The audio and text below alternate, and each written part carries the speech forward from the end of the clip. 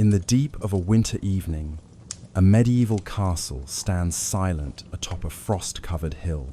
The sky is a tapestry of midnight blue, pinpricked by cold stars.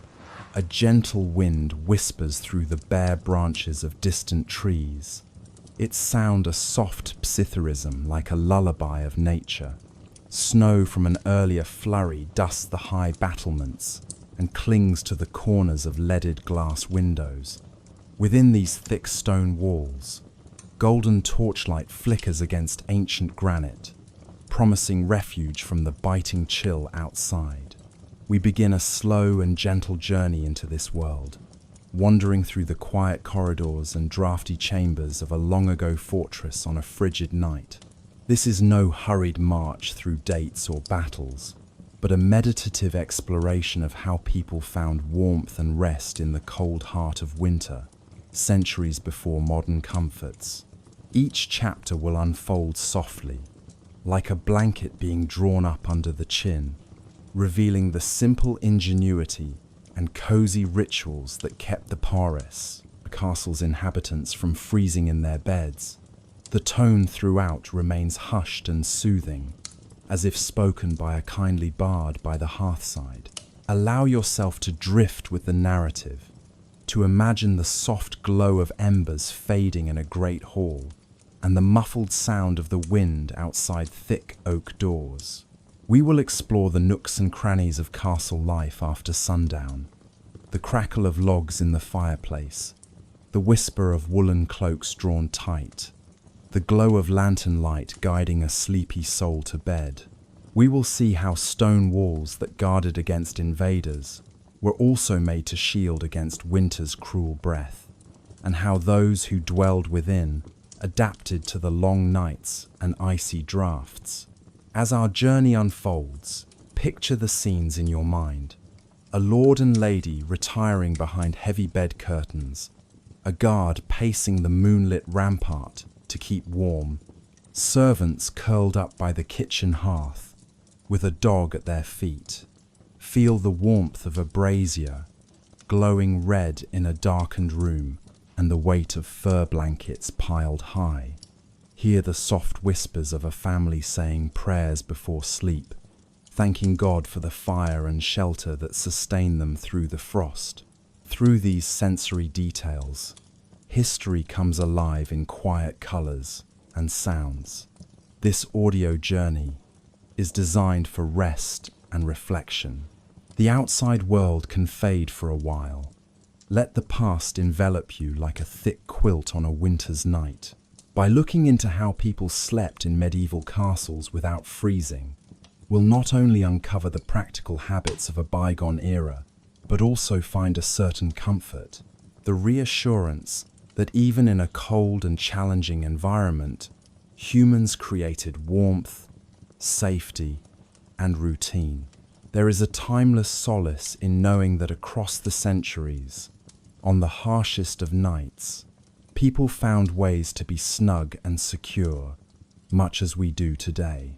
So take a slow breath and step with me through the creaking wooden gates of our story. The hour grows late, and a pale moon casts its light over the snowy courtyard. In the great hall, the last echoes of the day's activities have faded, leaving a contemplative hush. The castle's residents prepare for slumber, confident that the bitter cold can be held at bay. Our tale of warmth amidst the winter of the Middle Ages is about to begin. All is calm, all is quiet. Let us gently descend into the past, where a bed in a castle and the ingenuity of its sleepers will carry us through the night unfreezing. Chapter 2. Night falls on the castle. Night settles slowly over the castle.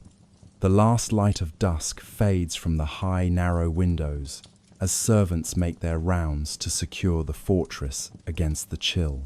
In the great hall, a pair of porters heave the heavy wooden shutters closed over each window embrasure, barring out the icy drafts. These windows are tall and thin, more suited to firing arrows at besiegers than to letting in light or warmth. In truth, this stronghold of stone is beautiful to behold, but difficult to heat.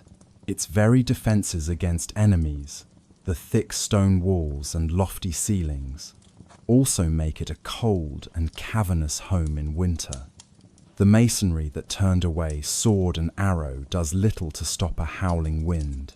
With the sun gone, the temperature inside quickly sinks, and everyone moves with purpose to implement the nightly rituals of warmth. Tonight, the air outside is biting cold. A frost has formed silver on the cobblestones of the courtyard, and the breath of the watchman on the towers streams like pale smoke in the moonlight. But within the castle walls, pockets of coziness bloom, where fire and fabric meet. The great hall's central hearth has been blazing since the late afternoon, its orange glow dancing on the tapestries that adorn the walls. Those tapestries, heavy and ornate, depict hunting scenes and ancient battles, but they serve more than a decorative purpose. Hung across the interior of exterior walls, they act as insulation, absorbing echoes and shielding against some of the invasive cold seeping through the stone. Under their folds, the harsh chill from outside is tamed to a bearable coolness.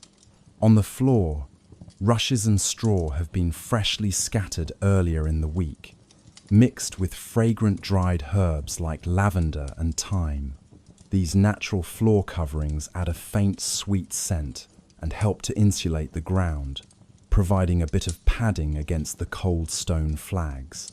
As people walk across them, the rushes crunch softly underfoot. A castle-made stoops to tuck a strip of cloth along the bottom of a door, a simple draft stopper to keep the wind from sneaking in through the gap. In the corners of the hall, where the fire's light fades to shadows, one can see the glint of tiny eyes, perhaps a mouse or two drawn by the warmth, quickly scurrying away. Even these little creatures seek the heat that radiates from the hearth. Despite all efforts, the castle remains cool by modern standards. The phrase, "chill in the bones," might well have been coined on such a night. Yet the people of this medieval household are accustomed to it. They do not expect to lounge in shirt sleeves in January. Instead, they dress in layers and keep active until bedtime. In the hall, a few lingering members of the household finish their evening tasks. The steward has tallied the day's stores and now moves to ensure the fires are safe for the night. He takes a last look at the central hearth, an open fire pit ringed by stones in the middle of the pond, hall's floor. Its flames have died down to deep crimson embers. Earlier in the evening, this fire was the heart of supper's gathering, roasting meat and heating spiced wine. But now it is carefully banked. The steward uses an iron tool to spread the embers evenly, then places a large ceramic cover, a curfew bell, over the glowing coals. This couvre-feu, or cover fire, smothers the fire just enough to prevent open flames while preserving hot coals alive beneath it. It's a nightly safety custom to reduce the risk of an accidental blaze while the household sleeps, and it lends the hall a dim, red warmth that will persist till dawn. As the grand hall grows quiet, one can hear other subtle sounds of nightfall preparations. In the chapel down the corridor, a priest murmurs final prayers beside a small altar candle. In the kitchen, located off the hall, servants bank the cooking fire and sweep the floor, grateful for the lingering heat from the day's baking. Some of that warmth will radiate through the adjacent stone walls into nearby rooms, a welcome side effect of cooking for a large household. In the stable yard, grooms check on the horses, who are snug in their stalls with fresh straw bedding. The animals' body heat and earthy smell fill the enclosed stable with a homely warmth, a sharp contrast to the crisp emptiness of the open yard. Here and there, a dog finds a cozy spot near a cooling hearth or under a table, circling thrice before lying down with a sigh. The castle cat, an orange mouser, hops onto a windowsill near a shutter and curls up tightly, nose to tail, conserving its own heat in the age-old feline way. Within each room of the castle, the transformation of evening is evident.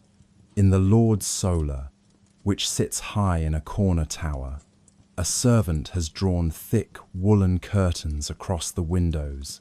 Those fortunate enough to have glass panes, a luxury only for the wealthy in this era, still feel the cold radiating through. The glass in the window is white, glass slightly greenish from its iron content, set in a lead lattice. It rattles faintly as the wind gusts outside. Tonight, frost has etched feathery patterns on the outer side of the glass. The servant bars the wooden shutter over it as well, for good measure. In chambers without glass, oiled linen or translucent horn panels cover the window openings. But these let in the cold almost as much as they keep it out. Shutters, furs, or even tapestries might be hung across window alcoves to trap heat inside. By nightfall, every such covering is in place, turning the rooms into small fortresses of warmth within the larger fortress of stone. At last, the castle is prepared for the long winter's night. Fires have been banked or damped down safely, except where they will be watched.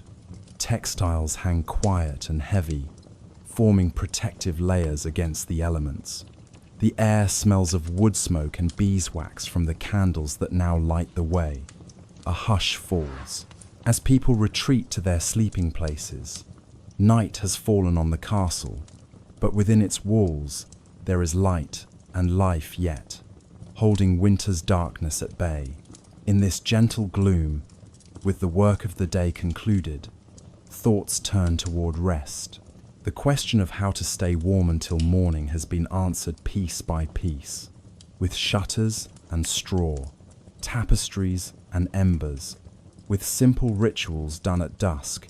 Now the castle and its people stand ready to face the coldest hours, trusting in their nightly preparations and in one another for comfort. In the next chapters, we will step further into this scene to see in detail the warm havens created by hearth and home for the medieval castle dwellers. Chapter 3: The Castle's Warm Heart, Fire and Hearth. At the core of every warm space in the castle lies a fire, be it the large hearth in the great hall or a humble brazier glowing in a guardroom. Fire is the life-giving heart that pushes back the frozen grip of winter. In the Lord's private chamber, the solar, a fire crackles gently within a stone fireplace built into the wall. This is a relatively modern convenience for the castle. Not all older fortresses enjoyed such fireplaces. Many had only open hearths in the center of rooms, their smoke venting through a crude louver in the roof.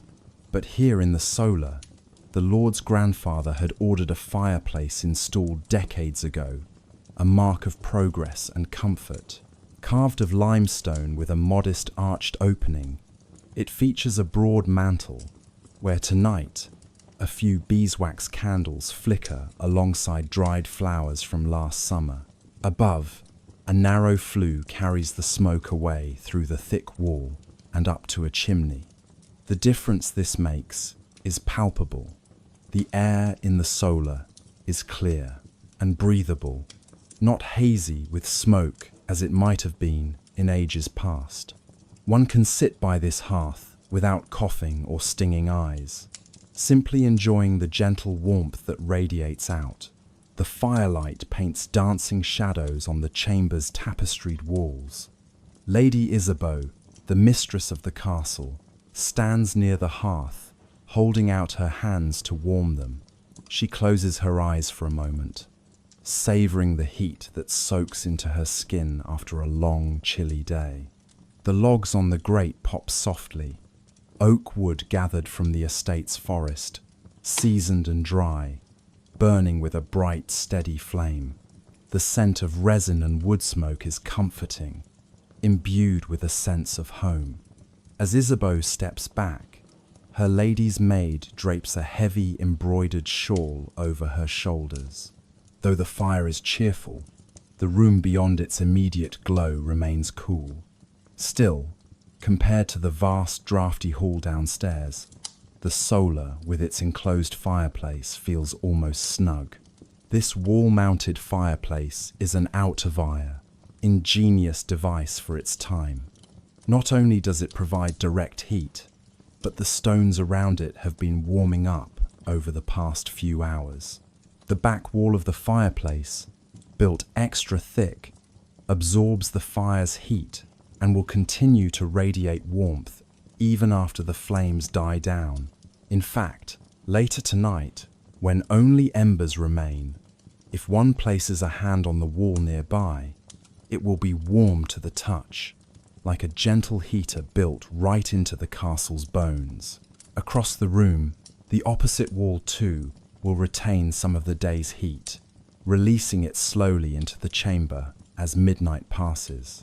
Such benefits were unknown in earlier centuries, when a central fire's heat dissipated quickly into the rafters. The introduction of fireplaces and chimneys in castles, a major technical advance of the Middle Ages, made life in these stone bastions considerably more comfortable and less smoky. Nearby, Sir Renaud, the lord of the castle, tends the fire with an iron poker. He expertly nudges a log so it burns evenly. Sparks flutter up the chimney with a soft crackle. Sir Renaud remembers stories of his father's youth, when the great hall had no chimney at all. The smoke from its hearth simply gathered under the high roof and escaped through a vent. How blackened those rafters had been back then, and how the courtiers' fine silks must have smelled of soot after a feast. He is grateful for progress. Now nearly every important room in the castle has a fireplace of some kind, except for the oldest tower that still relies on a brazier. Renaud glances at the fire screen resting against the wall, a painted leather screen that can be placed in front of the hearth before he retires, to shield the room from sparks, while still allowing heat to emanate. Such thoughtful little items make the difference on a winter night. Not all fires in the castle are large or formal. In a small guardroom above the gatehouse, 2 soldiers share the warmth of a brazier, a wide iron bowl on legs, filled with glowing charcoal. The brazier sits in the center of the cramped room, its red coals casting a faint orange light on the stone walls and the men's tired faces. They hold their hands out over it, and one has propped his boots near the bowl to dry them from snow. Braziers like this have been used since ancient times. As portable heaters, they are invaluable on a freezing watch, though everyone knows to be careful. Too large a charcoal fire in an unventilated space can be dangerous.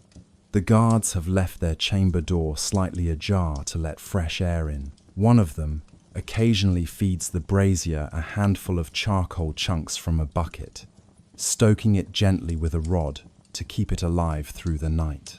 The gentle glow and earthy smell of charred wood provide a measure of comfort in the dark.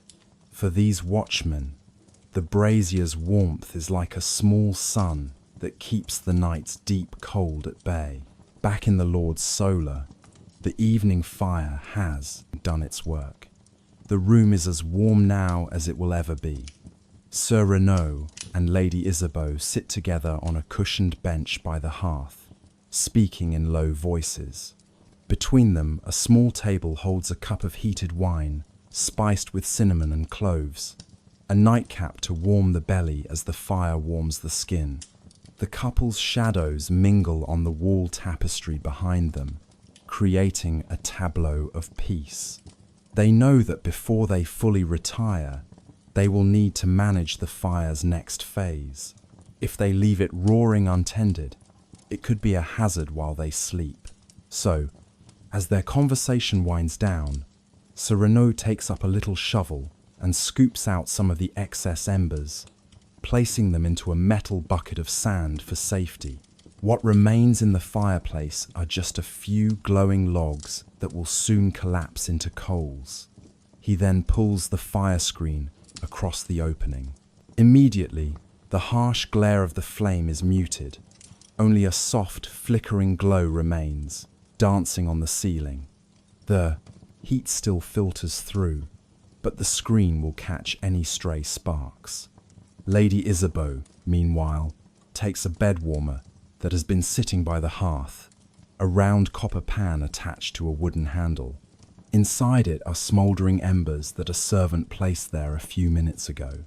She carries it to the bed, sliding the pan between the sheets and fur covers briefly to chase away the chill that has settled on the bedding. A few slow passes of the warming pan and the linens will be toasty. This is a nightly luxury the castle folk cherish. Climbing into a pre-warmed bed, the pan is then removed and safely emptied, its job done. In truth, such devices must be handled with care. A forgotten hot coal could scorch the sheets, or worse, but the servants are well practiced in this gentle art of warming. Simpler folk without fancy pans achieve a similar effect by wrapping heated stones or bricks in cloth and placing them at the foot of the bed. One way or another, the idea is the same. Carry a piece of the fire's heart with you to bed, to keep your feet from aching with cold when you first lie down. Thus, through hearths and braziers, through glowing logs and clever warmers, the castle's people harness the elemental power of fire for their comfort. The castle's warm heart, tended carefully in each room, ensures that even when snow piles against the castle gates and ice forms on the well bucket, life inside remains livable and even pleasant. In the presence of the flame, there is light, safety, and companionship. In the chapters to come, we shall see how the warmth provided by these fires is preserved and complemented by the bedding, clothing, and companionship that make a medieval winter night not only survivable, but filled with its own quiet comforts. Chapter 4. Layers of warmth, clothing, and bedding. As the hour grows late, the castle's inhabitants turn to the final line of defense against the cold, the layers they wear, and the beds they sleep in. In the Solar, Lady Isabeau and Sir Renaud prepare for bed in a ritual both practical and gentle. The lady's maid has laid out their night garments near the fire earlier, so that the fabric would be warm when touched. Lady Isabeau lets her heavy velvet overdress slip off her shoulders, and the maid catches it and hangs it on a wooden peg. Underneath, the lady already wears a long-sleeved linen chemise, a thin undergarment that has been absorbing moisture and sweat from her body throughout the day. Linen lies smooth and cool against the skin, and importantly, it protects the body from the itch of woolen outer clothes. Now, for sleep, Isabeau will keep this soft chemise on. It will serve as her nightgown. Over it, she dons a loose robe of brushed wool, the medieval equivalent of a cozy housecoat. The robe's wool is thick, yet surprisingly light, dyed a rich burgundy colour and edged with rabbit fur at the cuffs and collar. Once tied with a cord at her waist, it traps her body heat efficiently. Finally, the maid produces a small cap made of lined silk. The lady gathers her long brown hair into a simple braid and then covers it with this nightcap, which fits snugly over her head and ears. Immediately, she feels its comfortable warmth. Much heat escapes through the head, and on winter nights, even indoors, a cap can make the difference between shivering and sleeping soundly. Sir Renaud's routine is similar. He removes his doublet and tunic of the day, down to a knee-length linen shirt. He stretches his arms, glad to be free of the stiff brocade doublet. The linen shirt will be his nightshirt. It falls to mid-thigh and provides a light layer against his skin. He leaves on a pair of woolen hose, essentially thick knitted stockings, that cover his legs and feet. Though he could remove them, he knows from experience that bare feet will quickly feel like ice in the chilly air.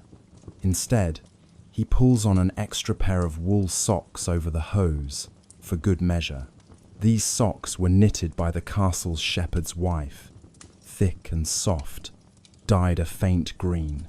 With them, his feet feel almost toasty, even on the cold floor. Sereno then takes a woolen cap, similar to his wife's but of a plainer grey cloth, and settles it on his head, tucking in the few locks of greying hair that crown his brow. Dressed in this simple night attire, linen next to skin, wool atop, the lord and lady already resemble cosy bundles. In this age, layering is the key to staying warm. A medieval saying goes that one should dress in onions in winter, layer upon layer, and here, in the castle, even in sleep, that wisdom holds true. Across the castle, others are bundling up for the night as well. In the barracks by the outer wall, a group of off-duty soldiers wraps themselves in their thick cloaks before lying down. Their cloaks, made of heavy fulled wool, double as blankets. Each man finds a spot on the floor or a bench. One rolls up a spare tunic to use as a pillow. They keep their boots close, but many have loosened their leather straps to let their feet breathe. A few of the younger soldiers, who feel the cold less, boast that they'll sleep in just their tunics, but most everyone keeps some garment on, be it a padded gambeson jacket or at least a long shirt. They know that the coldest hours are just before dawn, and it's wise to stay dressed enough to endure that chill. Meanwhile, in the ladies' servants' quarters above the kitchen, two maidservants prepare their shared bed. It's a simple wooden-framed bedstead, not nearly as large or ornate as the lord's, but it is piled with straw-filled mattresses and worn quilts. Alice and Joan, both yawning after a day of work, loosen the laces of their coarse wool kirtles, dresses, but leave their shifts, undershirts, on. They wear wool stockings that reach above the knee, tied with garters, and these too stay on for the night. The two young women giggle softly about the events of the day as they untangle their long hair with their fingers. Each then covers her head with a light kerchief, not a fancy nightcap, but a plain linen cloth tied snugly, which will keep their ears and heads warm, and also protect their hair from soot or dust. In the dim glow of a single candle, they look at their bed and eagerly anticipate the relief of lying down. The bed has no canopy, but they have hung an old blanket at the head of it to block a draught from a cracked shutter. Tonight, as on many nights, they will share the bed for warmth. Nestling together is not an inconvenience, but rather a welcome source of heat in a world without radiators. Beneath the heap of quilts and one threadbare fur throw, their body heat will mingle and create a cocoon of relative comfort. Back in the Lord's solar, the grand bed awaits Sir Renaud and Lady Isabeau. It stands tall on its carved posts, a magnificent piece of furniture inherited from earlier generations. The bed is so high off the floor that a small wooden step is placed beside it to assist in climbing up. Its 4 posts support a canopy overhead and curtains of thick woven linen around the sides. These bed curtains are currently drawn back and tied to the posts with cords, but as part of the nightly routine, the maid now unfastens them. She pulls the curtains closed, enclosing the bed on all sides except a narrow gap at the foot. At the same time, she drapes an extra woolen coverlet over the foot of the bed, ready to be pulled up if needed in the night. Inside this enclosed space, the air will soon warm up from the occupants' own bodies and stay relatively protected from any drafts. Indeed, the heavy canopy bed is one of the castle's greatest protections against the cold, a little tent within a stone house, holding in heat. The lord and lady climb into their bed, settling onto a mattress that feels both soft and supportive. Unlike a modern mattress, it is not a single factory-made unit, but rather a feather bed atop a layer of wool-stuffed pads. Under those pads, the bed's frame is laced with a network of taut ropes that provide springiness earlier in the day. A servant went around to tighten the bed ropes, hence the saying, "Sleep tight." Sir Renaud sinks into the feathery cushion with a content sigh. Above him, he can just make out the dark outline of the canopy. Lady Isabeau pulls the bed covers up to their chins. The bedding layers are sumptuous. First, a linen sheet against their bodies, clean and faintly smelling of lavender from the laundry. Above that, a woven wool blanket for weight and warmth. Then a large quilt, stuffed with down feathers that puff it up, light as a cloud. And finally, a fur coverlet on top, made from the pelts of foxes caught in the surrounding woods. The fur is silky and luxurious, and it provides an excellent extra shield against the cold. Only their faces peek out into the cool air of the room now, and they can already feel the warmth building up inside their fabric fortress. For the castle's wealthy occupants, such a bed is a haven of warmth. They are keenly aware, though, that not everyone in the castle sleeps so cosily. As Lady Isabeau murmurs a prayer of thanks, she thinks of the less fortunate, the servants sleeping by the kitchen embers, wrapped only in thin blankets, or the stable boys curled up in hay with the horses.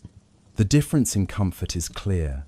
The nobility enjoy fine feather mattresses and multiple covers, whereas common folk often make do with straw pallets and a single rough woolen blanket or their own cape. Yet, even the humblest in the castle have at least a roof over their heads tonight and walls to break the wind. Many a peasant in a nearby village must weather the night in a draughty cottage, with smoke from a fire filling the room, perhaps only a cloak and a pile of rags for bedding. In comparison, the castle community, highborn and lowborn alike, are relatively secure against the worst of the cold. Layer by layer, from underclothes to outer clothes, from sheets to fur throws, the people of the castle have wrapped themselves in warmth. Each person becomes a small, insulated world of heat beneath the blankets. In these layers of wool, linen, and fur lies the answer to surviving the night, trapping the warmth that the human body naturally produces, and not letting it escape. As the castle settles into slumber, the effectiveness of this age-old strategy will become apparent. Even as the fires die down, the people will remain snug enough in their beds, breathing softly in the darkness, alive and well, come morning.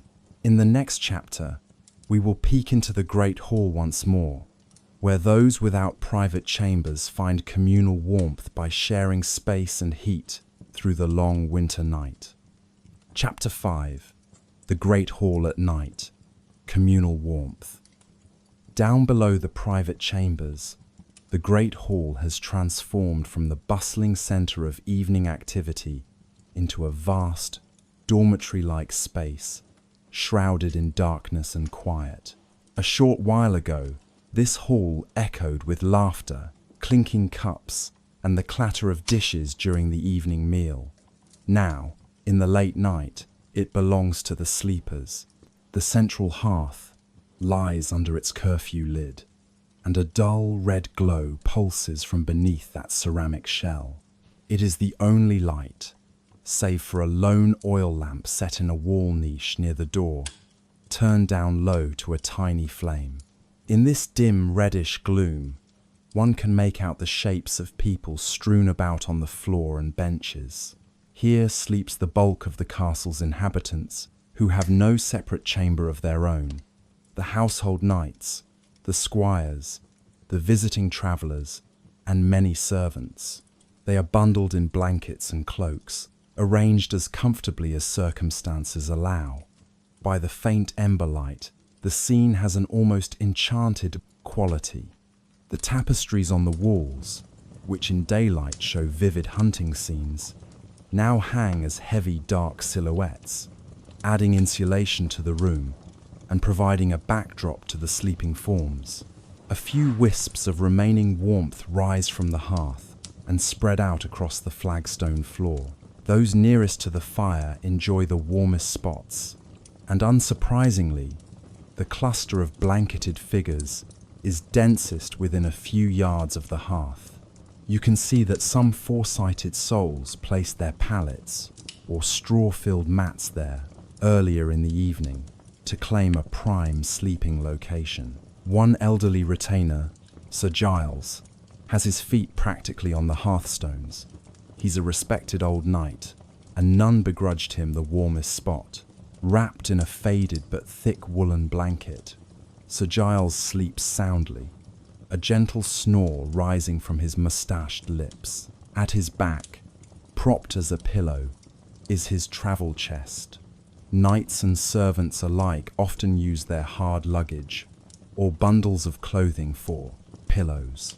Further out in the hall, beyond the radius of comforting heat, lie others who bedded down later or had duties that kept them up. A young kitchen boy curls up near the threshold of the door leading to the pantry, his cloak pulled over his small body. He shivers a little in his sleep, instinctively scooting closer to the nearest warm body, which happens to be one of the scullery maids. The maid, in her slumber, feels the child's movement and drapes a corner of her own cloak over him too. Such unconscious acts of kindness are common on frigid nights. Sharing body heat and coverings can mean the difference between restful sleep and teeth-chattering wakefulness. The hall's long wooden dining tables have been pushed against the walls to clear space for sleeping. A few particularly hardy men-at-arms actually lie atop these tables, preferring the elevation and smoother surface to the floor. One man has rolled out a padded bedroll there. Another simply lies on the wood, using his folded cloak as a mattress. On a bench near the far wall, two castle minstrels are curled up together, back to back, under a heap of blankets. One of them has draped a lute in cloth and tucked it beside him, as if it were a beloved doll or pet. Next to them, the castle's elderly carpenter has found a spot below a tapestry depicting a woodland scene. Perhaps in his dreams he is sleeping under forest trees, rather than under the gaze of embroidered deer. The sounds of the great hall at night are the soft symphony of communal sleep. There's the occasional rustle of straw as someone shifts position. Now and then a cough or a sniffle echoes briefly. A baby whimpers. The cook's wife has her infant cradled against her chest in a sling even as she dozes, providing the child warmth and comfort. The mother sleepily hums a single soothing note, patting the baby, and the little one settles again. From across the hall comes a low mumble as two men unconsciously carry on a murky dream conversation, each half aware of the other. It's incoherent but oddly reassuring. The presence of others, even in dreaming. Every so often, one of the large hunting dogs that sleep here lifts its head, sniffs, and then circles around to find a new spot nearer a familiar human. The big brown mastiff of the castle, Rufus, has unceremoniously plopped himself right in the center of a group of 3 grooms. They've thrown part of a blanket over the hound's back. The added warmth of a canine companion is welcome. Indeed, it's a 3-dog night, as the old saying goes, meaning a night so cold you'd want 3 dogs in bed with you to keep warm. Looking around, one notices that privacy is virtually non-existent. Men, women, and children all share this space, segregated by custom into different corners to some extent, but not by any physical barrier. This communal sleeping was once the norm in early medieval times, and continues here out of necessity and practicality. There is safety in numbers.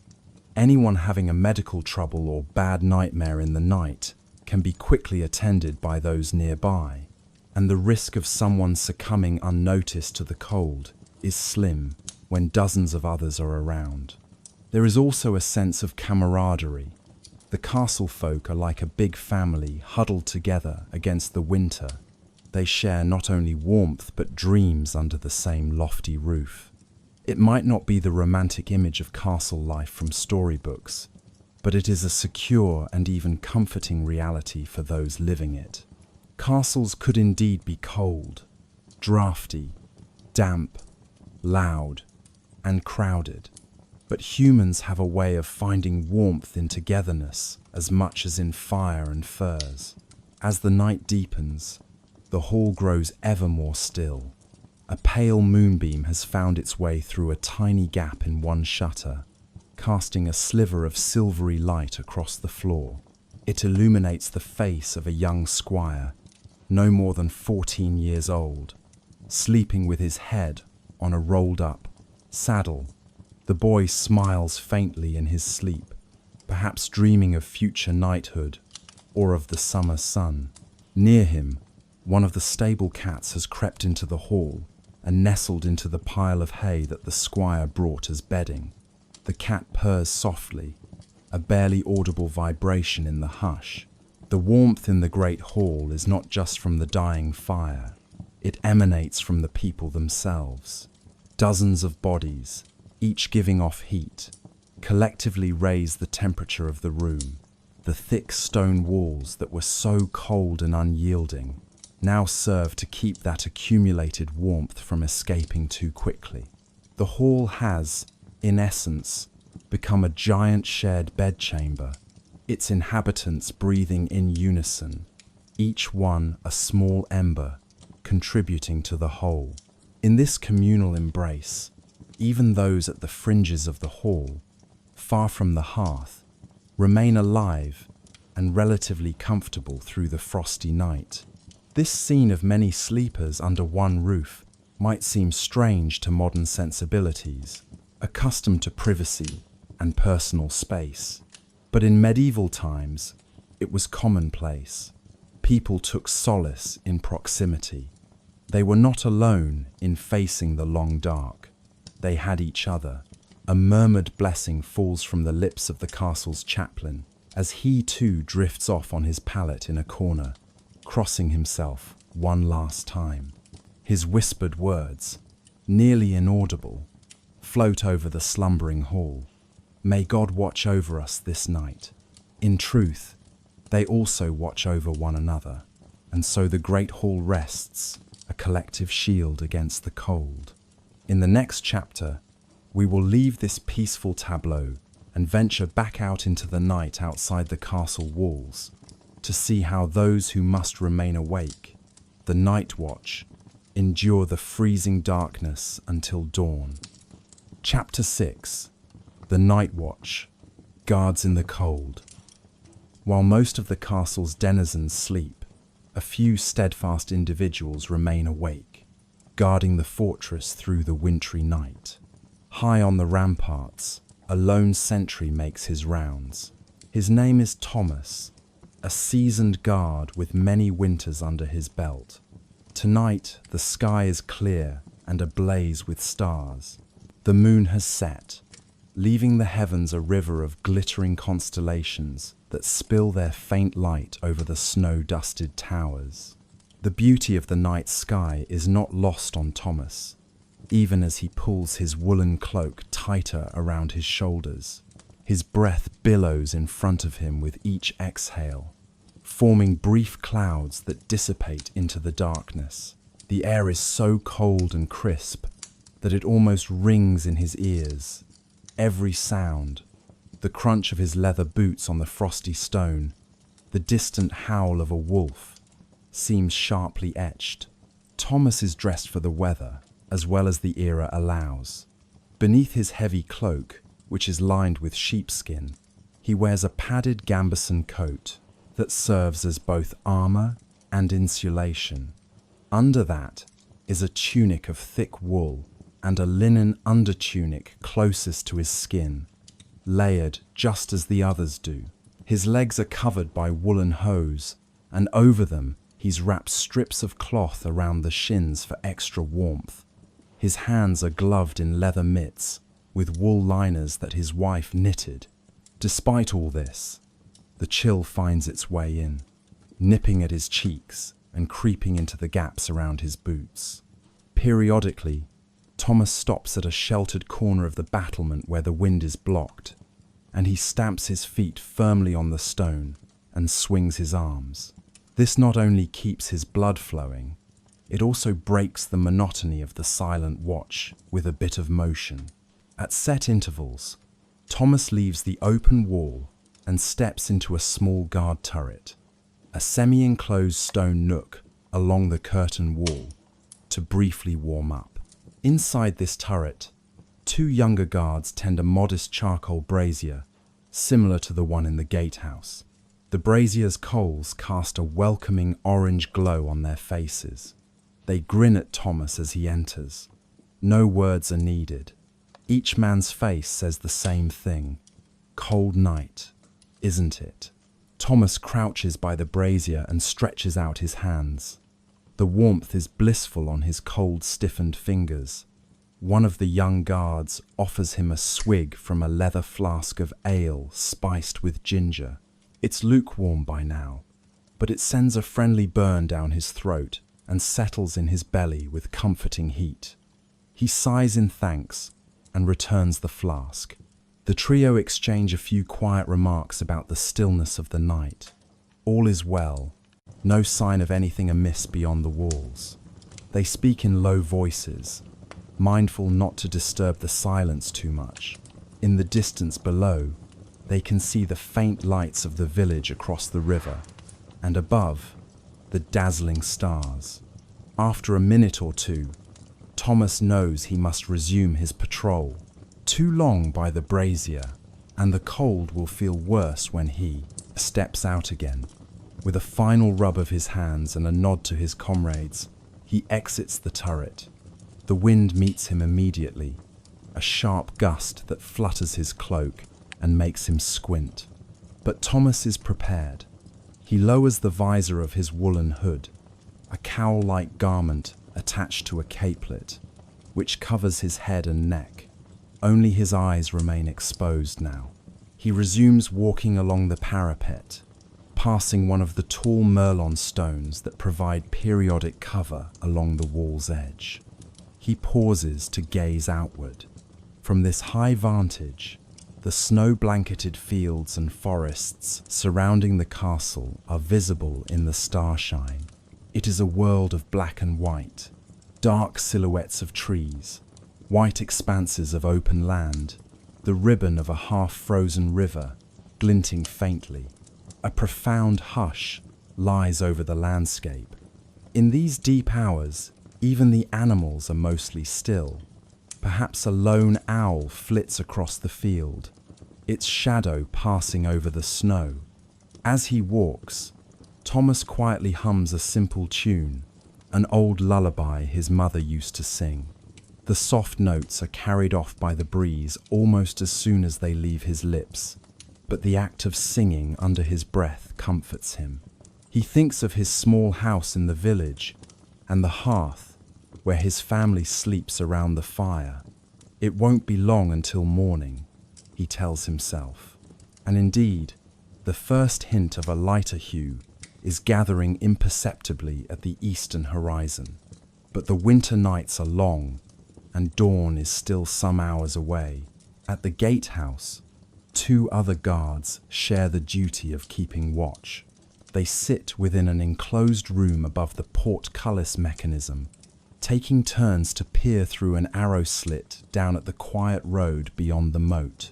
A lantern, hooded to dimness, hangs from a beam, giving just enough light to stay awake by. One guard, the younger, fights sleepiness. He pinches himself occasionally and chews on a piece of hard bread. The older guard, recognizing the struggle, tells him in a low whisper to go run up and down the stairs a few times to wake himself. The young man does so, clattering down the spiral stone steps and back up, returning with a bit of rosy color in his cheeks and slightly less drowsy eyes.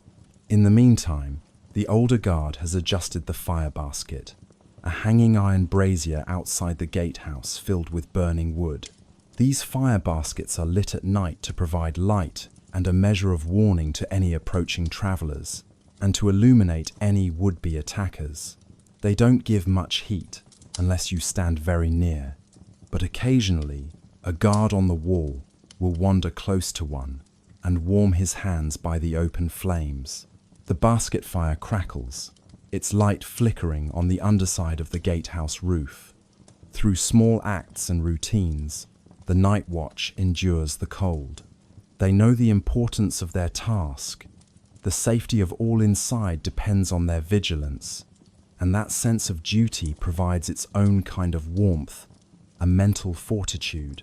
But more tangibly, they rely on movement, hot drinks, and brief respites by the coals to get through. A kind of rhythm sets in, a period of walking the walls, scanning the dark terrain, followed by a short gathering at a warm spot to recharge. Thus, the hours advance. Thomas, making another circuit along the ramparts, comes to the highest tower, the keep's rooftop. Here he stands for a moment to survey everything at once. The castle below him is mostly dark, save for a few specks of faint light where a lantern or banked fire glows. The chapel's sanctuary lamp, the stables where a groom likely dozes with the horses, and the softened gleam of the brazier in the gatehouse turret. The roofs are all coated in white frost. From one chimney on the living quarters, a thin wisp of smoke still rises, probably from the Lord's chamber, where the fire was recently let down. Thomas knows that inside, the people are sleeping in relative warmth, unaware of the bitter wind up here. He feels a certain pride, knowing he plays a part in protecting their peaceful rest. A sudden breeze picks up, cutting through even his layers of clothing. Thomas clenches his jaw to keep his teeth from chattering. He resumes his humming and quickens his pace for the last leg of the patrol. In a little while, he'll swap with another guard and be able to snatch a bit of sleep before dawn. Maybe he'll even manage to catch that sleep by the kitchen hearth if he's lucky, where some embers still glow. The thought spurs him on. Before leaving his post for the changeover, Thomas takes one more look at the night sky. Countless stars twinkle above, cold and distant, yet constant. He knows some guards who recite prayers on their lonely watches. Others whisper poetry or recall loved ones. Thomas simply gazes at the North Star, Polaris, which has guided so many travelers and watchers before him. In its steady light, he finds reassurance. The same star shone on his father and grandfather when they kept watch in. Winter's past, and after this night ends, it will shine on many more. The castle, the night, the cold, these things remain, but so do the hardy souls who face them. With that comforting thought, he descends the ladder to the wall walk, where his comrade awaits to relieve him. They exchange a firm handshake, one leather glove gripping another, transferring not just the duty, but a camaraderie born of long, cold nights shared. Thomas's shift is over. He heads inside at last, toward warmth and a brief rest. The night watch continues with fresh eyes, and the castle remains secure. In the next chapter, as the night deepens toward its nadir, we will slip into the quiet corners of the castle, where a different kind of comfort is found, the warmth of kitchens and the company of those who tend the fires until dawn. Chapter 7. The Servant's Hearth. Kitchen warmth and midnight comfort. Not far from the great hall lies the castle's kitchen, a domain that by day is full of noise and activity, but by night has its own kind of quiet life. This kitchen is a large chamber with thick stone walls, set slightly apart from the main hall to reduce the risk of a cooking fire spreading. It boasts a massive open fireplace wide enough to roast an ox, and a domed bread oven built into an alcove. Now, in the dead of night, the kitchen's hustle has ceased. No knives chopping or pots boiling, yet a gentle warmth still permeates the room. The earlier baking and cooking have heated the stones, and the great hearth, though now reduced to low embers, continues to exude a comfortable heat. For those in the castle who stir at odd hours or seek a warmer refuge, the kitchen is the place to be. On a cot near the hearth rests old Marion, the head cook. She is well past 50, an advanced age in these times, and her joints often ache with rheumatism, especially in the cold. Years ago, the Lord granted her permission to keep a small bed in the corner of the kitchen so she can be close to the fire at night. There she lies now, bundled in a quilt, with a contented smile softening her usually stern features. At her feet lies a tabby cat, curled in a tight ball. The cat twitches its tail in its sleep, dreaming perhaps of chasing mice in the larder. Marion's breathing is deep and even. Each exhale sends a little wisp of vapor into the cooler air beyond her warm corner. She knows all the night sounds of this kitchen by heart.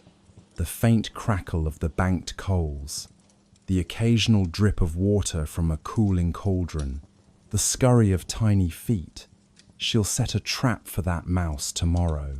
These gentle sounds are like a lullaby to her, affirming that her kitchen is well tended, even in slumber. Near the bread oven, another figure is awake, Alan the baker's apprentice. He has risen well before dawn, as is his routine, to begin preparing dough for the morning's bread. The oven, a beehive-shaped furnace of brick and clay, still holds residual heat from yesterday's baking. Alan had raked out the ashes before dusk and sealed the oven door to keep it warm. Now, he opens a vent and feeds the oven a few pieces of dry kindling. With a whoosh, the kindling catches flame, illuminating his boyish face in an orange glow. Alan moves efficiently yet quietly, not wishing to disturb those sleeping nearby. In a large wooden trough, he mixes flour and lukewarm water that he had set by the hearth to stay tepid. He adds a bit of yesterday's sourdough starter and salt, then plunges his hands in to knead. As he works the dough, he occasionally stops to flex his fingers, not because of cold, for the kitchen is pleasantly warm, but out of habit, to ensure the consistency is right. The rhythmic kneading is almost meditative. By the time he's finished, the dough is a smooth ball, and Alan tucks it back in the bowl and covers it with a cloth, to rise near the mild heat of the hearth. It will be an hour or more before it's ready to bake, and by then the oven will be hot again. In that waiting time, he might catch a little rest on a stool, but for now, he feels awake and oddly peaceful. He enjoys this solitary hour, with the kitchen to himself and the comforting warmth around him.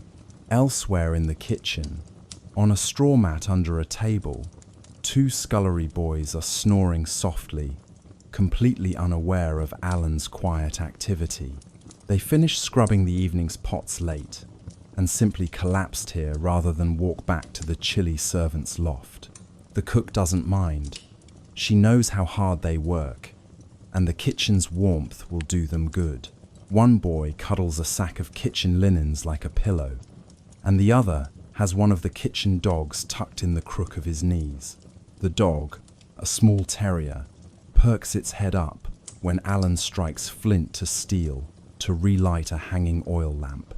Recognizing the familiar silhouette of the apprentice, the dog thumps its tail twice on the floor and then settles back against the boy, sharing in the lad's body heat. Hanging from the beams of the kitchen ceiling are strings of dried herbs and smoked meats. By day, they lend aroma to the air. By night, they cast spidery shadows with the slight light of the embers. The scent of rosemary, thyme, and lingering spiced ale gives the kitchen a homey, comforting atmosphere. It is said that kitchens hold the soul of a home, and on winter nights, this feels especially true. Here is warmth, nourishment, and even a kind of companionship among those who tend the fires. Around midnight, the castle's knight, watch the guards we met earlier, often make a brief stop by the kitchen to fill a mug with something hot. Tonight is no exception. A young guard named Hugh pushes open the heavy oak door, letting in a draft of much colder air from the corridor. He quickly slips inside and shuts it, mindful not to create too much commotion. He's come to fetch a kettle of spiced wine that was left by the hearth. Hugh moves with practiced quiet, seeing the sleeping cook and boys. He pours some of the now warm wine into a clay mug and takes a grateful sip. The wine, infused with cinnamon and a hint of ginger, warms him from within, just as the kitchen's heat warms him from without. He notices Alan by the oven and gives the boy a silent wave and a smile. Everyone in the castle knows how hard the bakers work, rising in the dark to feed them all fresh bread by morning. Alan returns the smile and motions with a nod that the bread will be on time, as if to say, all is under control here. Hugh tiptoes back out, braced to face the cold again, but carrying a bit of the kitchen's comfort in his belly. In a small side chamber off the main kitchen, the pantry, another form of warmth is being utilized. Here, much of the food is stored, and to prevent it from freezing in the bitter cold, a single charcoal brazier has been left smouldering. It's not enough to heat the room to comfort, but just enough to keep the frost at bay and the cheeses and barrels of ale from icing over. A tiny glow peeks from under the pantry door, evidence of that little protective fire. Old Marion insisted on this brazier after a winter long ago when she found all her cabbages frozen solid one January morning. Ever since, the Lord has permitted a small night brazier in the pantry during the coldest weeks of the year. It's tended by no one in particular, just left to burn itself out. But Marion checked it before bed, and it's safely placed on a flagstone, away from any wood or sacks. The kitchen truly never sleeps. Even when humans pause, the fires and foods continue their slow alchemy. Dough rising, embers glowing. The warmth generated here is a reservoir that others in the castle quietly draw upon through the night. Come the earliest pre-dawn hours, this kitchen will fully reawaken. Fires stoked to high, flames, water boiled, the staff bustling in to prepare porridge, pies, and bacon for breakfast. But for now, in this gentle interlude, it is a refuge of low heat and stillness. Marion shifts on her cot, dreaming perhaps of summer markets, and the cat at her feet yawns, its tiny jaws forming an O in the shadows. Alan sits by the hearth, keeping one eye on the rising dough and another on the slow dance of the embers. feeling proud of the warmth and sustenance he will soon provide. In this castle night, the kitchen is like a heart that beats slowly but steadily, keeping life flowing and ensuring that when morning comes, it finds everyone nourished and ready to face another day. In the next chapter, as the deepest part of night gives way to the first hint of dawn, we will gently explore the realm of midnight wakefulness and the curious habit of first and second sleep that touches some of the castle's sleepers. Even in a world without electric lights, the pattern of sleep has its rhythms, and we will see how a quiet interlude in the middle of the night can be spent in reflective peace before the final hours of rest. Chapter 8. Midnight Interlude. Between first and second sleep, somewhere in the depths of the night, a church bell tolls softly from the castle's chapel. It is the hour of matins, perhaps around 2 o'clock in the morning. The sound is muffled and distant, yet it gently stirs a few of the sleepers. In the Lord's chamber, Lady Isabeau's eyes flutter open in the darkness. She has had several hours of deep rest already, and it is not unusual that she finds herself awake now. Medieval folk often experience what we call a first sleep and second sleep, dividing the night into two natural segments. Waking in the middle of the night is, for her, a familiar and almost peaceful time. She listens to the quiet of the room, the soft crackle of an ember in the fireplace behind the screen, the slow breathing of Sir Renaud beside her. Through a gap in the bed curtains, a sliver of cool air enters, but she is warm under the layers of bedding. Isabeau adjusts her pillow and, noticing her husband is also stirring, whispers, "Are you awake?" Sir Renaud gives a faint mumble of affirmation. In these moments, they often share a few words or simply enjoy the closeness. Tonight, Sir Renaud whispers back, "Only just. Go back to sleep, my love." But Isabeau is in no rush. She feels rested and calm. She decides to use this quiet interval to offer a brief prayer of thanks, as is her habit. Reaching to the small table by the bedside, she finds a little copper oil lamp. Keeping the wick low, she lights it with a tinder from the embers. A soft glow fills the enclosed space of the bed. The lady draws back the curtain just enough to peer out into the chamber. The silhouettes of familiar furniture greet her: the carved wardrobe, the crucifix on the wall, the outline of the shuttered window. All is well. She lets the curtain fall closed again, creating a tiny private sanctuary lit by the lamp's warm glow. From under the pillow, Isabeau retrieves her string of rosary beads. Running them through her fingers, she silently mouths a Pater Noster and an Ave Maria. This gentle devotion soothes her spirit. She prays for her family's health and for the safety of everyone in the castle through the cold night. In the stillness, she can hear the faint ringing in her ears, the kind of deep quiet that exists only when nearly all the world is asleep.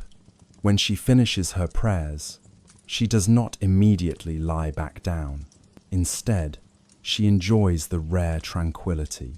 Curiously, being awake at this hour makes her feel as if time has paused. The usual demands of the day are absent. It is a moment stolen from the flow of life, meant only for contemplation or gentle activity. Across the castle, others experience their own midnight interludes.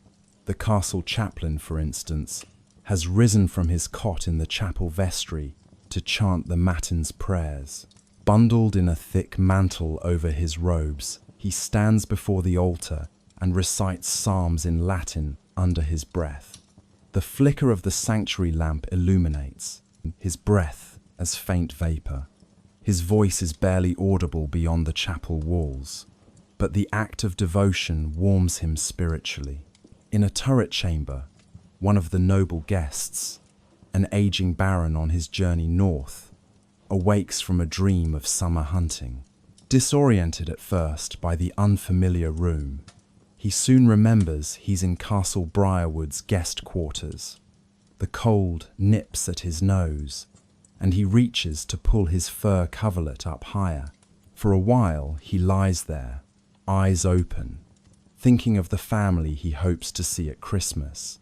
Eventually, he drifts into a gentle daydream, or night dream, of sitting by his home hearth, surrounded by grandchildren. It is a sweet reverie, and when it's done, he feels drowsy enough to seek his second sleep. Down in the great hall, most remain sound asleep, but a few have stirred. A man-at-arms sleeping on the floor turns over and props himself on an elbow. Perhaps nature calls. He rises quietly to step outside to the privy in the courtyard, wrapping his cloak tightly and braving the biting air for a quick moment before hurrying back in. Another, a young squire, has woken from a vivid dream and now finds himself staring at the faint red glow of the hearth across the ceiling. He blinks, sits up, and pokes at the nearest log with a toe to see if any heat remains. Satisfied that it's not completely cold, he lies back down and gazes at the ceiling rafters lost in darkness. His mind wanders to the training he will do come morning, the errands for his knight. Yet in the cocoon of night, these usually pressing thoughts feel distant and not urgent. Without realizing it, he slips into a meditative calm, his eyes growing heavy as the minutes pass. Lady Isabeau, after completing her quiet prayers, feels a yawn coming on. She sets aside her rosary and gently shakes the lamp to extinguish it. A tiny curl of smoke rises, and darkness folds around her again. She nestles back into her pillow. Sir Renaud, half awake, instinctively wraps an intent arm around her under the covers. They share a few whispered words about a small domestic matter. She mentions that the seamstress will need more yarn for his new tunic, and he murmurs assent. It's the sort of simple conversation they might not find time for during a busy day, but here, in the midnight hour, it feels natural and unhurried. There is something intimate and tender about speaking in hushed tones while all others sleep, as if they are the only two souls in the world.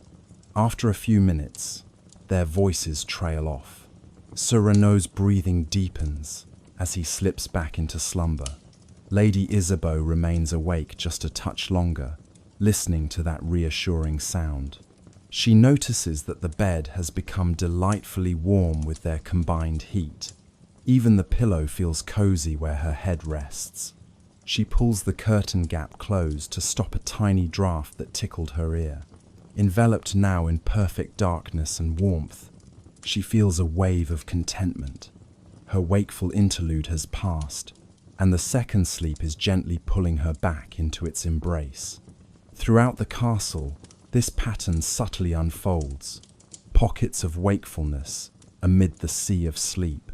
A stable hand naps lightly in the loft above the stables and wakes to check on a restless horse, patting its flank and murmuring a soothing word before dozing off again in the hay. In the servants' loft, a maid gets up to add a bit of wood to the brazier, keeping their room from freezing, then returns to her pallet, her feet finding the warm spot where she had lain. These moments are brief and quiet, barely noted by anyone but the individuals themselves. Yet they are a reminder that night is not one solid block of oblivion.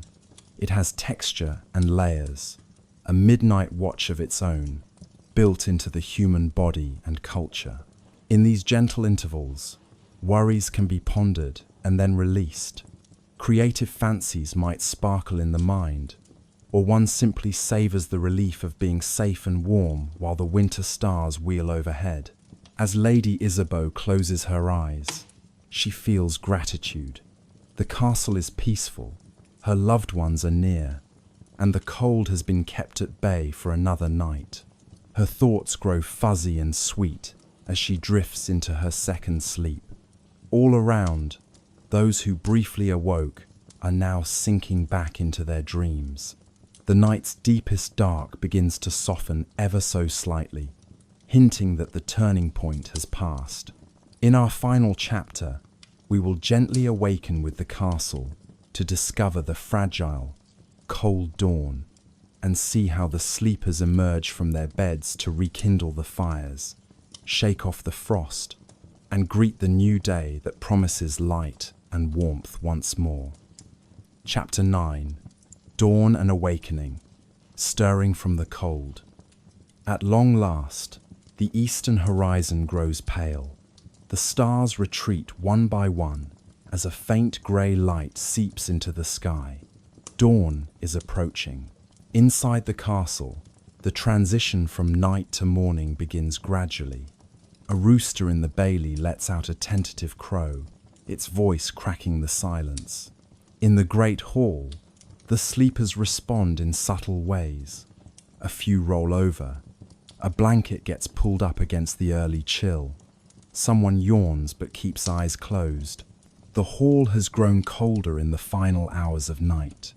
The embers in the hearth are now a dull ashen heap, with only a ghost of warmth remaining.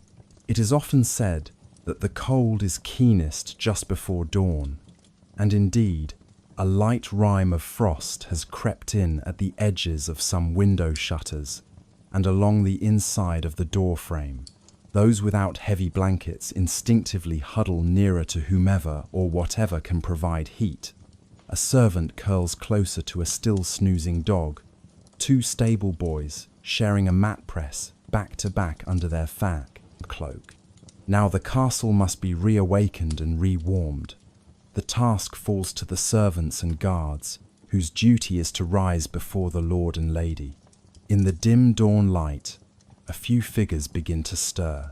The steward, ever dutiful, is one of the first up. He slept lightly on a cot in a small alcove near the hall. Rubbing his eyes and pulling on his boots, he immediately feels the icy bite of the air on his cheeks. As he stands, a puff of breath forms a little cloud before him. He claps his hands together briskly and sets about his routine. First, he checks the main hearth.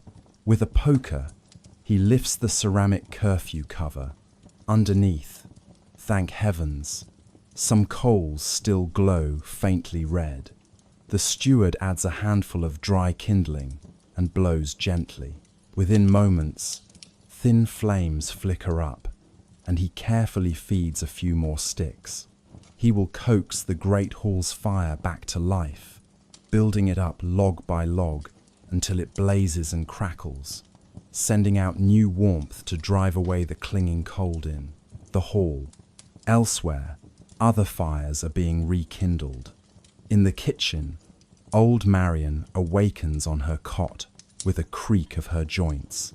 She can feel the morning chill, even here. The coals in the kitchen hearth are nearly spent, so her first action is to throw on 2 pieces of dry oak and stir them among the embers. She also swings open the damper of the bread oven, releasing a wave of heat and the rich aroma of baking bread. Alan had begun baking the loaves just a short time ago. Marion smiles. Nothing chases away the cold quite like the scent of fresh bread and a roaring kitchen fire. She ties her woolen shawl over her shoulders and begins to bustle about, putting a kettle of water on to boil for the household's breakfast porridge. Up in the solar, Sir Renaud and Lady Isabeau are still in the last delicious moments of sleep, wrapped in their cocoon of warmth. But a gentle knock at their chamber door announces the approach of their personal maid and manservant, come to help them dress and to light the fireplace anew. The servants enter quietly. The maid carries a covered brass warming pan filled with hot embers, borrowed from the kitchen fire, to chase any chill from the Lord's sheets as he rises. The manservant goes to the fireplace and, using flint and steel, reignites the tinder laid there the night before. Soon, orange flames dance in the hearth, casting a glow that awakens the lady naturally. Isabeau opens her eyes to see her maid drawing back the bed curtains. A rush of cool air enters, making her involuntarily shiver, but in the next instant she hears the crackle of the fire and feels its promise of comfort. Sir Renaud grumbles good-naturedly as he sits up, quickly reaching for his robe. The maid offers to warm his slippers by the fire before he steps into them. Such small luxuries make rising on a frigid morning more bearable. Throughout the castle, a similar pattern unfolds. The men-at-arms in the barracks rouse themselves, groaning about the cold as they don their armour or livery for the day. They stamp their feet and swing their arms much as they did on the night watch, trying to get the blood flowing. In the great hall, those who slept there now fold away their bedding or roll up their mats. Frost that crept onto cloaks or hair during the night now melts in the growing warmth of the relit hearth, leaving droplets that speckle benches and floors. A few light-hearted curses and jokes are exchanged about another night survived. There is a pervasive sense of shared achievement. Everyone got through the freezing dark hours, and now daybreak offers relief. The first rays of the sun finally breach the high windows of the hall as the shutters are opened. Pale winter sunlight, weak but welcome, streams in, revealing particles of dust dancing in the warm air above the rejuvenated fire. Servants throw open doors to let out stale air and smoke, and bracing fresh air floods in. Along with the sun, the castle comes alive. With the scurry of chores, ashes are swept, basins of water fetched. At the well in the courtyard, a thin sheet of ice has formed on the bucket of water left there overnight. A kitchen maid breaks it with a ladle and gasps at how cold the water is on her fingers. Indeed, any water left standing has a skim of ice, a testament to how cold the night truly was. She hurriedly carries the bucket inside to warm by the hearth before anyone attempts to wash with it. In the Lord's solar, Sir Renaud, now dressed in a thick fur-lined tunic, stands by the window that his manservant has unshuttered. He peers out over the brightening landscape. The snow in the fields sparkles under the new sun. Thin tendrils of smoke curl up from the castle's chimneys, visible signs of fires doing their work in every wing of the fortress. Lady Isabeau, wrapped in a shawl, joins him at the window. They can see the silhouettes of people moving about in the bailey, starting the day's labours. A sense of gratitude fills them. Another winter's night has passed without calamity. No one froze, no fires went out of control. Life prevailed quietly over the cold and dark. Breakfast will soon be served. Steaming pottage, fresh bread that Alan now carries from the ovens, hot ale or warmed milk. These will further thaw and invigorate bodies that, only an hour ago, were reluctant to leave their beds. As the household gathers in the hall, they do so with rosy cheeks and good appetites, swapping accounts of any notable dreams or the intensity of the cold. There might be laughter as one knight jests about how he woke to find a mouse nestled in his boot for warmth, or sympathy for the guard whose water skin turned slushy overnight. Such stories are shared around the fire as everyone holds their wooden bowls and cups, letting the heat of food and drink seep into their hands. Looking around the hall in the full light of day, one might hardly guess how eerie and solemn it appeared at midnight. Now it is full of colour and sound, banners on the walls visible again, faces lively. Yet the strategies that preserved this life through the night are present too. The thick tapestries still hang, the hearth now blazing rather than smouldering. the bedding rolled up and stored away until needed again. The castle will endure another day of winter, and when evening comes, the cycle will repeat. Fires built high, then damped, layers donned, curtains drawn, and human warmth pooled against the darkness. For now, though, the emphasis is on celebrating the light. A feeble winter sun is better than none, and every soul in the castle basks in it where they can. In a window alcove, a cat stretches luxuriously in a sunbeam, having survived its own cold adventures. The children of the castle chase each other near the open doors, their laughter ringing out like bells. Oblivious to the remaining chill, work resumes, but perhaps a bit slower in these first hours, as people are still warming up, like the castle itself. In reflecting on the night that passed, one comes to appreciate the simple heroism of everyday comfort. The people of this medieval castle, armed not with modern radiators or electric blankets, nonetheless conquered the cold night after night with resourcefulness and community. They knew how to weave warmth out of hardship, through fire and fabric, through companionship and faith, through design and routine. Each morning that they awoke safe and sound was a quiet triumph over nature's harshest season. As the morning progresses, Lady Isabeau steps outside, briefly onto a balcony. The air is crisp, biting at her nose, but the sun touches her face, and she closes her eyes for a moment of silent thanksgiving. Below, the courtyard glistens where frost is beginning to melt. She can hear the faint clamour of the blacksmith's hammer starting work, and the cheerful call of a stable hand feeding the hungry horses. Life goes on, comfortably enough. In her heart, she carries the assurance that when the sun sets again and winter's darkness returns, they will be ready. The castle will glow from within with firelight and fellowship, and all its people will find their way to sleep without freezing, wrapped in the enduring embrace of their collective warmth. In the calm of this historical reverie, we have walked through a frosty medieval night and emerged at dawn, understanding how those before us survived and even thrived in conditions we might find daunting.